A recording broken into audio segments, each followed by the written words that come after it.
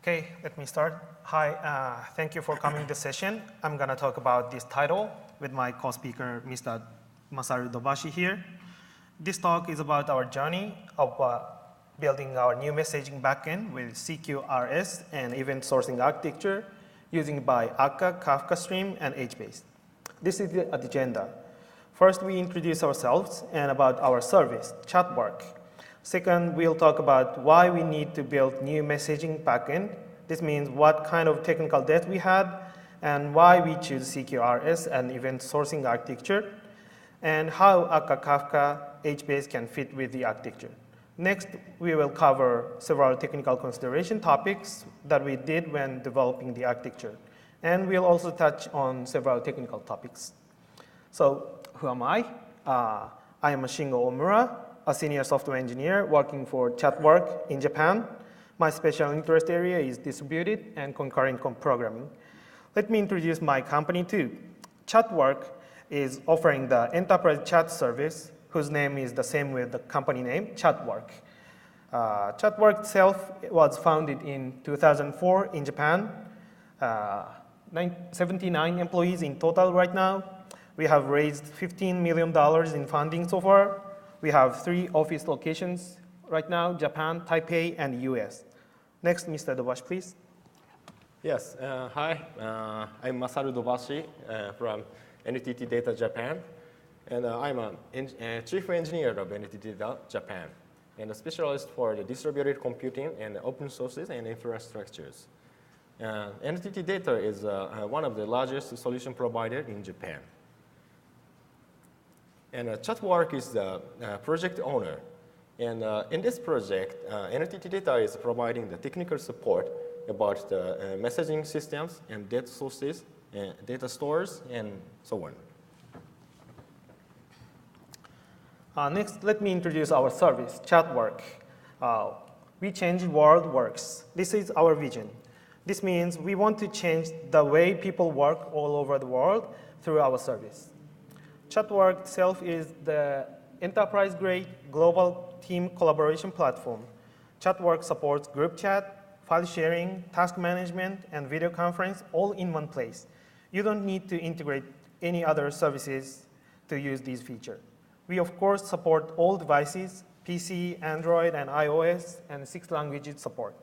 If you access to http://chatworks.com, you can sign up in a minute, so please give it a try. Let me demo briefly. Okay. This is ChatWorks web UI, and left side, this is a chat room list you belong to, and this is chat room timeline. And you can manage task list here, and you can manage file here, and you can search files here from here. And you can initiate a video conference from here. We call it ChatWorks Live. And you can manage contact list here. In ChatWorks, you can search any users even in outside of your organization or company. So for example, let me search myself here. So you can send me contact request immediately, and you can add me to your project chat room, something like that. So I think ChatWorks' differentiator against other chat service is easiness for cross-organizational or cross-company communications. Technically, chat room and user namespace is shared by the whole, so you don't need to sign up multiple organizations at all, and you can add anyone to your group chat seamlessly, even the person belongs to other organizations. But of course, user or organization administrator can opt out this, so you can be invisible in the user search, and organization administrator can control policy for cross-company communication. And we have statistical figures to capture this differentiator. 60% of users use ChatWorks for internal and external communication, and 10% of users uses ChatWorks only for external communication. This is surprising, isn't it? So A typical use case of ChatWorks is business collaboration with their partners. For example, publishers and writers, and franchise branches operations, and consulting firm, law firm or accounting firm, whatever, and clients. Please note this is just an example. Our client base spans across a variety of verticals. And after service started, we keep growing rapidly. Currently, we have 138K client companies in 205 countries and regions in the world. As the number of client companies grows, data volume grows too. We manage various customer data, including chat room, tasks, files, and so on. Among them, message is huge. The number of messages inflates exponentially. 2 billion messages sent globally so far, and year-over-year rate is roughly 200%. From here, let's dive into technical side. I want to share characteristic of our workload. Most of our workload is about writing or reading messages. Of course, we chat up, but its distribution is really unbalanced. Surprisingly, 95% of message requests are read requests. Write request is only 5%. Moreover, a large portion of read about recent messages. Please imagine your use case, your chat app. Messages you refer regularly would be within a day one or within a several days, don't you? So most users read only recent messages. Of course, exception always exists. Users sometimes jump to very old messages via message links, right? In ChatWorks, every task and every file has its associated message link. So when user refers very old tasks to which you're assigned or something, client app requests all messages to all display it. Next, I explain our context. That is why we need to rebuild message backend. Our system is fully deployed in AWS Tokyo region. Previous server-side architecture is traditionally LAMP architecture, here, Apache and PHP and Nginx and MySQL. And we use Amazon Aurora for main database. We had several technical debts that blocked our growth like this. First, we couldn't scale up anymore. We already used the largest instance type at that time, DB-R3-8X large. This has 244 gigabytes of memory So we couldn't scale up anymore. So we understand we should transform our system so that we can take scale-out strategy. Next, ACID transaction doesn't scale, and it is hard to tune up performance. As our service grows, we understand we should accept weaker consistency model in our service to scale out. And our backend server is monolith written in PHP. As many literature says, monolith is hard to deploy, hard to maintain, and hard to optimize. To tackle these technical debts, we focus chat messages because messages occupy the largest portion in the database. So we decided to decouple messaging feature and to build new messaging backend. Then we defined two main properties which the new messaging backend should have. One relates to scalability and resiliency. Another does consistency. We don't want to fully elastic and fully resilient systems overall. It is overkill for us. So we define different levels of scalability and resiliency for each stateless, stateful servers. For stateless servers, this means API servers, we should have fully elastic to be able to scale out and scale in automatically with high throughput and low latency. And stateless components should be fault tolerant and should have self-healing feature. But stateful servers, storage component, no need to be automatically elasticity. But we expect it to be scalable when we need it and expect to be fault tolerant and somewhat resilient. And we prioritize durability and predictable behavior with the highest priority to the storage component. Another criteria is about consistency. We should accept eventual consistency model with reasonable and tunable delay. We think it is very hard to guarantee the delay's upper bound, so instead we recognize that delay is one of the important monitoring metrics. And we define one domain-dependent consistency constraint. ChatWorks is communication tool, so the order of message appearance in client app is really important. So we define the criteria. Every member in the chat room should see message events in the same order. To satisfy these properties, the approach we took is CQRS. CQRS stands for Command and Query Responsibility Segregation. This is originally proposed by Greg Yang in 2010. This architecture pattern is often discussed in the context with domain-driven design. However, I don't deep dive to it because I want to simply discuss in system perspective. Roughly speaking, this is an architecture pattern to build two separated systems which are responsible for command and query. Command side is responsible for operations which change any application states and which stores in the write model database. And query side is responsible for processing incoming queries with read model database, and it's strictly prohibited to change any state. In CQRL, the read model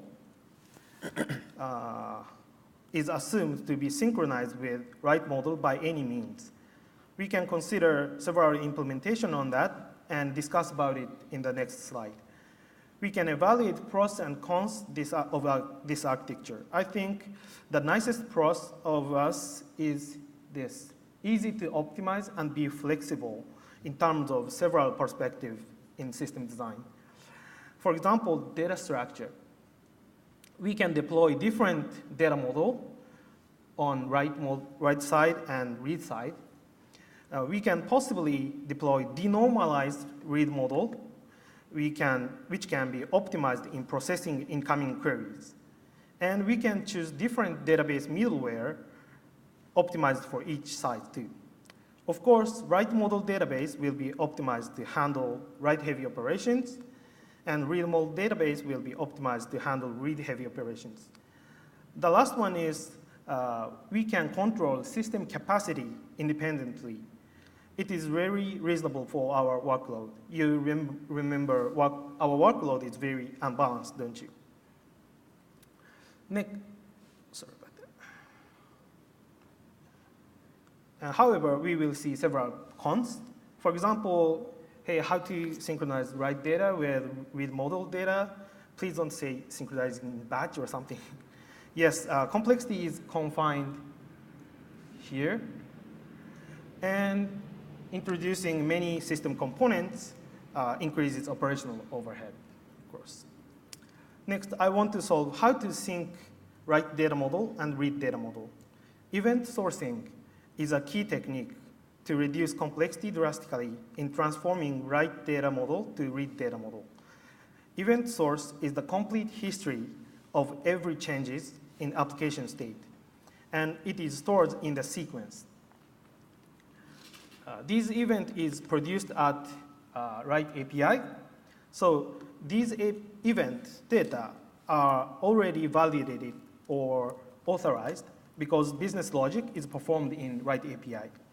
And the most important point is event itself is fact, right? So fact is immutable in nature. It won't be updated ever.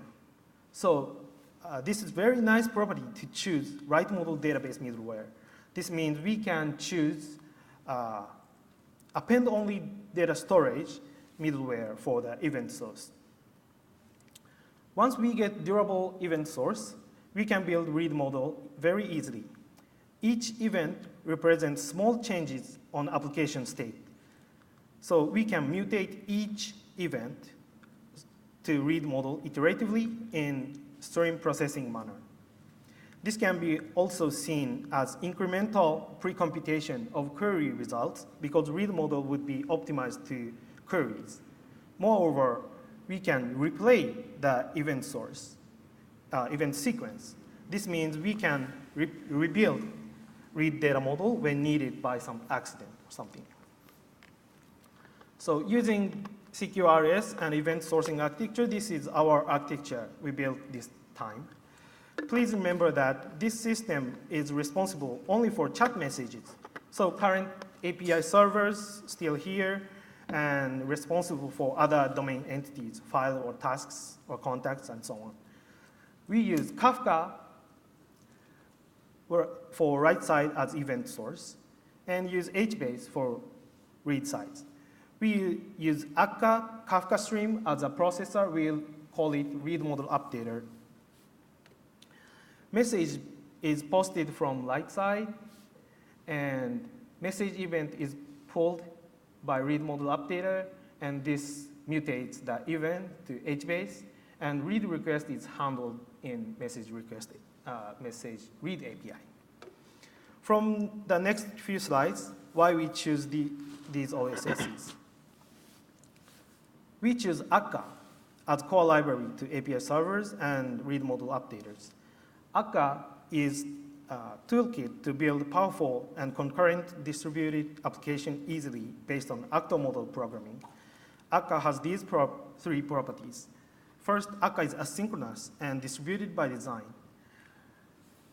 Akka's actor let us implement non-blocking and message-driven processing very easily.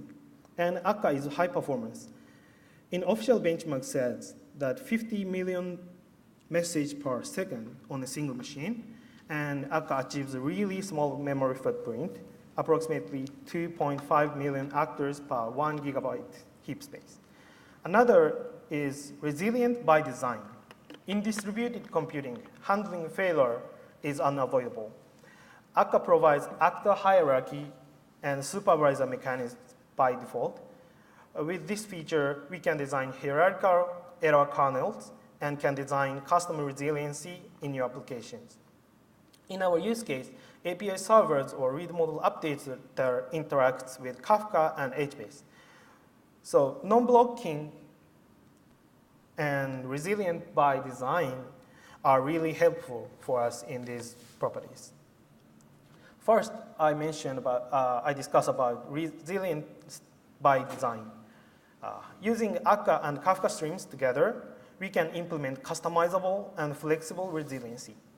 This is an example of read model updater. With Kafka's supervisor, we can restart case stream safely and cleanly without any process crashes when exception happens. A case stream is main abstraction of Kafka streams. So Kafka consumer lives beneath it. Moreover, we can implement flexible and graceful restart policy in supervisor. We revisit this topic, error handling in Kafka consumers, in later slides.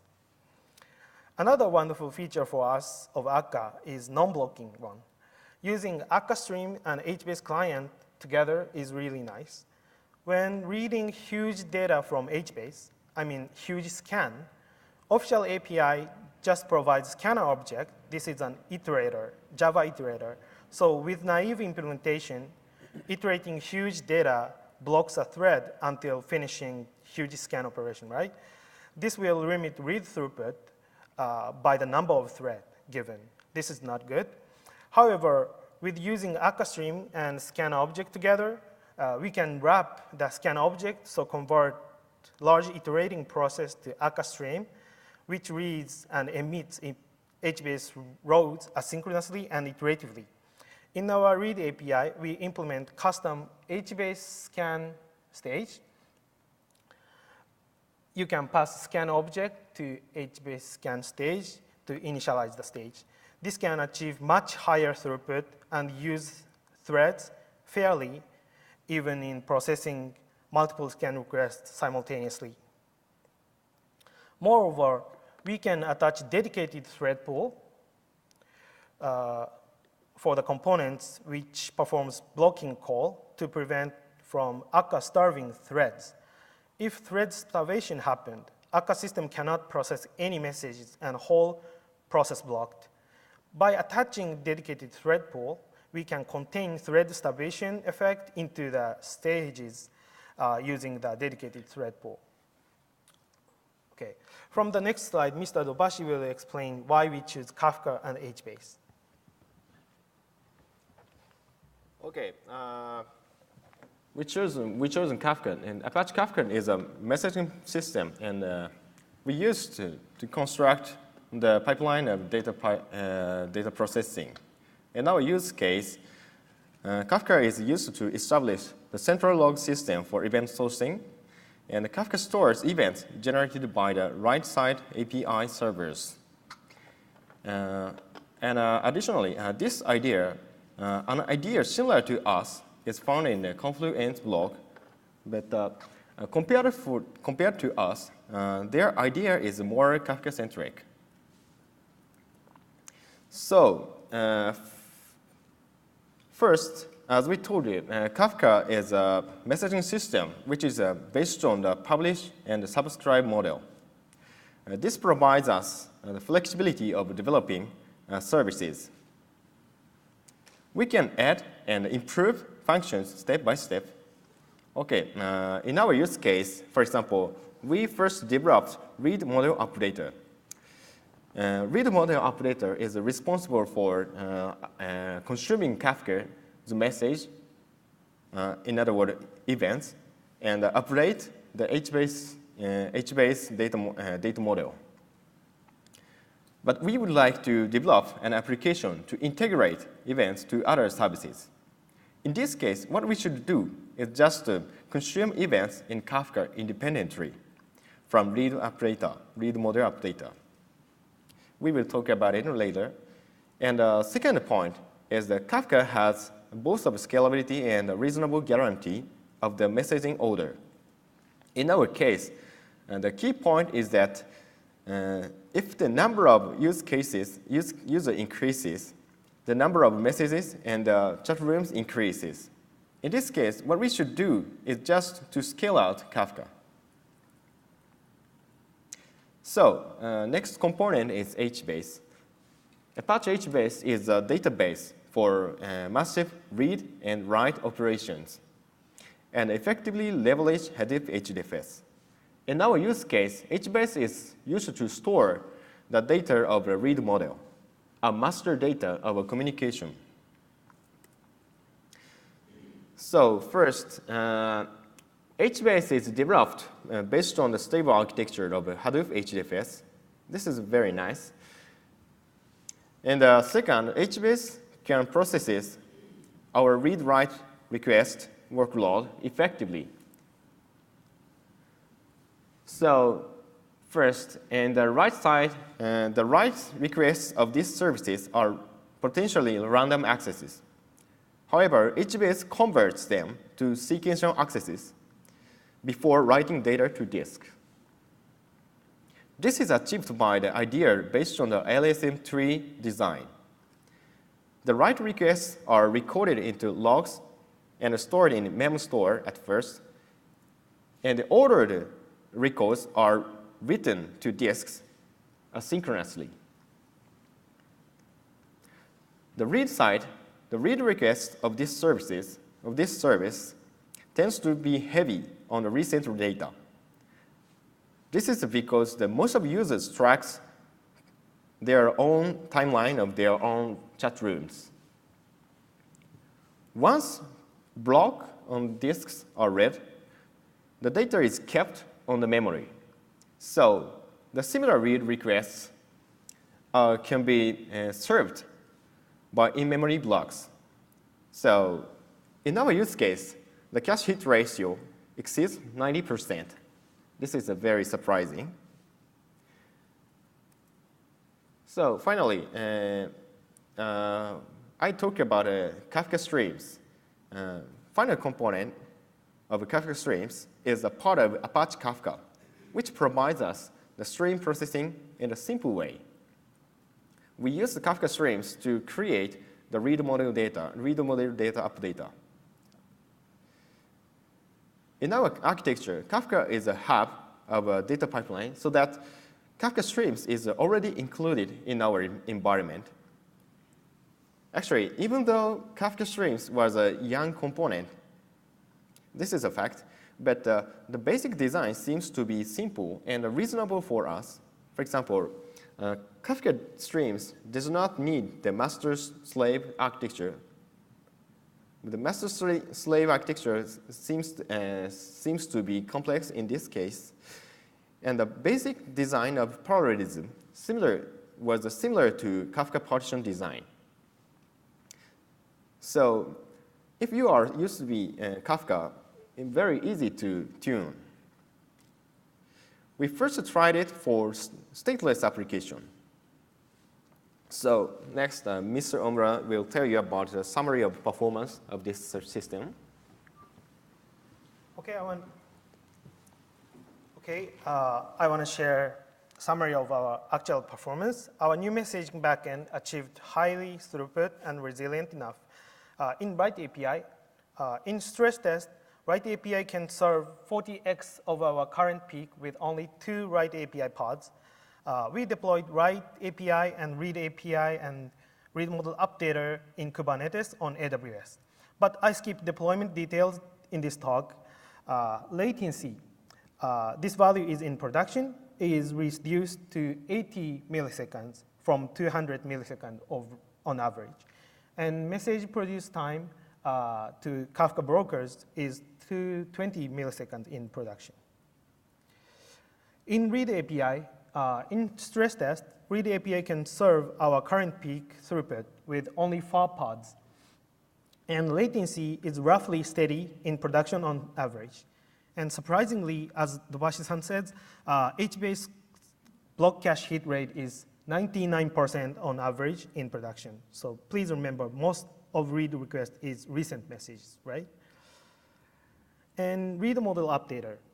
Time lag, this is very important UX monitoring metrics. The time lag until read model being updated is 80 milliseconds on average in production.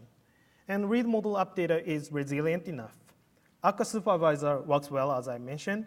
And we learned Kafka consumer group itself is really resilient enough. Partition reassignment will happen automatically when some of consumer pods are down, for example, rolling update time. Even when read model updater being rolling updated, consumer group can keep processing event mutation. It's really nice for us. From here, we discuss several technical consideration topics. We will cover these 3 topics today. So first, how to guarantee the order of events with Kafka. As you know, partition is the number as a unit of guaranteeing event ordering in Kafka. So we use chat room ID for partition key to enclose all events in the chat room to specific partition. Here, room A, DG is partition 1, BEH is partition 2, and so on. But you should take care of several things. First, keep partitioner logic simple. Partitioner is performed in every message produced, so partitioner's performance directly affects to event produced throughput. I would recommend default partitioner. Default partitioner performs hash the partition key and mod with the number of partition. It's really fast. Second, be careful in changing mapping from partition key to partition ID. In general, mapping between them must not be changed. It is really dangerous to use Kafka as event source. It is because let's assume the mapping change at some point in time.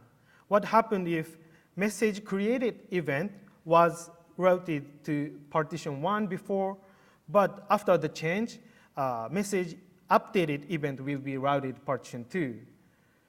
What happened? How to guarantee the processing order of these message events in the read model updater in this situation, right? So you should take care the mapping won't be changed.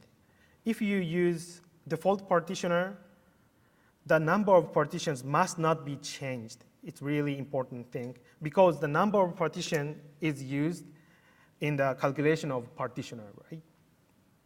And this fact produces operational difficulties, we use default partitioner and operate 1,000 partitions for message event topic to get high concurrency in read model updater, and we can scale read model updater instances. But when we will add to broker instance to scale out the cluster, we have to manually replace or manually rebalance partition by editing huge JSON object because Kafka doesn't support automated rebalance features. Next one is this. As we mentioned, Kafka is useful for integrating events to other services. We currently one event forwarder component, which integrates to multiple existential services, such as mobile push services and full text search index services and so on. And now we are now developing another event forwarder for outgoing webhook services. There is one point you should care here. Integrated services here should be idempotent. Kafka consumer doesn't guarantee exactly one semantics, but only at least one semantics. So integrated service like this might receive the same event multiple times. So integrated service should handle this. From next slide, Mr. Dobashi discussed about trade-off between fault tolerance and operational complexity and technical tips. So I will talk about first reasonable fault tolerance and durability. So the important thing is that you should define your own level of fault tolerance and durability. In other words, unnecessarily high level fault tolerance and durability tends to reveal terrible complexity in the internal of your system. So there are trade-off between the fault tolerance, durability, and the simplicity and ease of operation and debugging. So this is our use case example. The key demands and constraints for us. First, we need durability against faults of each node. Because the distributed system operates a large number of nodes, the actual probability to find errors on some nodes may be not so small. We should take account of influence of such errors. Second, we need best efforts of durability against faults of the fall of a data center. We aim to provide readability of the historical data in HBase, even in the case of falling down of data center, as much as possible. The third, we need scalability for each layer. The heterogeneous workload of write and read forces us the individual scale-out plan. So I will talk about the key designs to achieve these the goal. First is the heterogeneous design of the data stores. So I talk about the right side first. The right side handles only a recent data. Therefore, the important factors are small footprint and efficiency. So Kafka enables us small start with 3 or 4 nodes of a reasonable AWS instance. For example, M4 2x large. On the other hand, reside handles the long-term master data. Therefore, the important factors are the stability and predictability. HBase or HDFS is 10 years old, and the recent release is very stable. So we are also using HBase replication to realize the best effort durability against the data center failures. So the second is about a cushioning layer or firewall. In our design, Kafka has a role of a cushioning layer, in other words, firewall, as well as the hub of the pipeline. We can reprocess the old messages both automatically and manually when we find errors. This is achieved by storing several generations of the offsets in the output data store and controlling offsets in our applications. In our use cases, HBase holds both of the read model data itself and also the offset information of Kafka. However, this design reveals complexity. So you should carefully decide whether you control the offset information by yourselves or by the Kafka libraries. So the third one is the error handling in each layer. In reality, it's difficult to perfectly handle errors in a certain layer. For example, the Kafka streams didn't provide the fine-grained error handling at the time that we started this project. So some of errors during processing records might cause application failures. So, however, fortunately, Kafka Streams application can be run as a single application. This enables us to handle errors simply using Uncaught Exception handler. This is the definition of a set Uncaught Exception handler of Kafka Streams, and this is an example of Uncaught Exception handler. In this example, when we catch exceptions, this actor sends a message to itself, and its supervisor restarts the actor. In our use case, we used Akka's supervisor feature for this purpose. So I will talk about a few tips. First is the manual offset management of Kafka streams.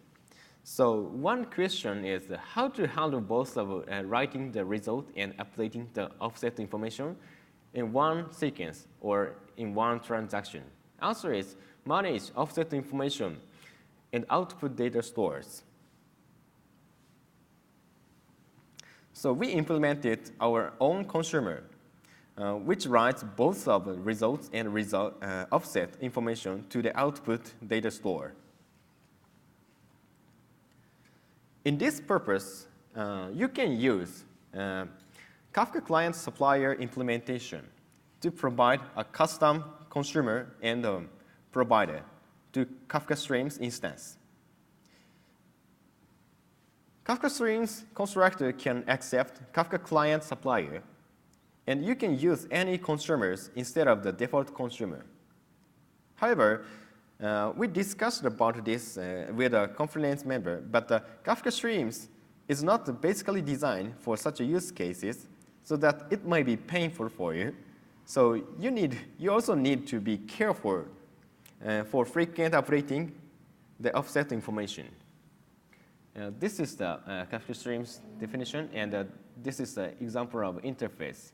You can set you can obtain from any consumer and any producers.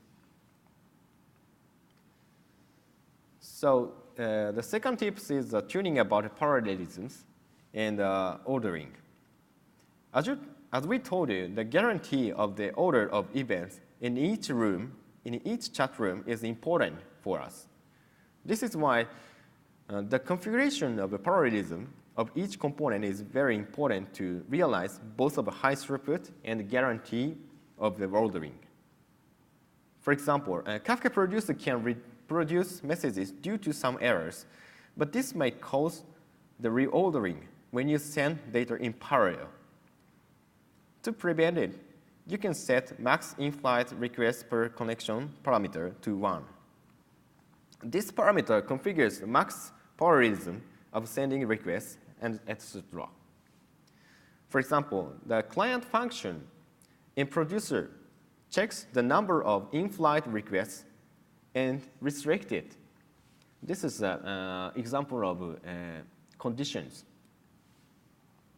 Okay, then Mr. Omura summarized this presentation. Okay, we explained why and how we built our news messaging backend with CQRS and event sourcing architecture by Akka, Kafka, and HBase, and how Akka, Kafka, HBase fits with the architecture and our use case. We covered several technical consideration topics and several technical tips. Okay, it's the last one. Thank you. Okay. Are there any mics? Micro. Can you go back to the previous slide with the CQRS? All right. Okay.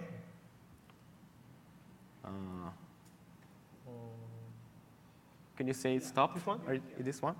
So even though you said there's a database optimized for read and a database optimized for write. Yes. But when on the command side from write API, you're not storing the writes in the command side, right? You're using the data store HBase on the read side, correct? No, You're no. not writing. We only write model. And yeah, read model updater had that role, updating read model. Write API doesn't access to read model. Okay, so there is one database in the write model. Okay? Which is HBase. No, Kafka. No, but Kafka is streaming, right? Yes. So where are you persisting the write? Oh, Kafka can be persisted event source. So we configure 7 days. Yeah, persistent events in 7 days. Okay. So repeatedly, we used the right side Kafka as a right side data store, and the read side we used HBase. Separately designed, and each data store can hold their own data separately.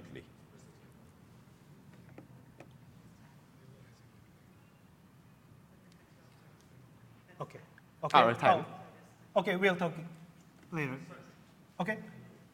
Okay, I can talk Yeah, later we can offline. talk later offline. Yeah. Thank you very much. Thank you very much.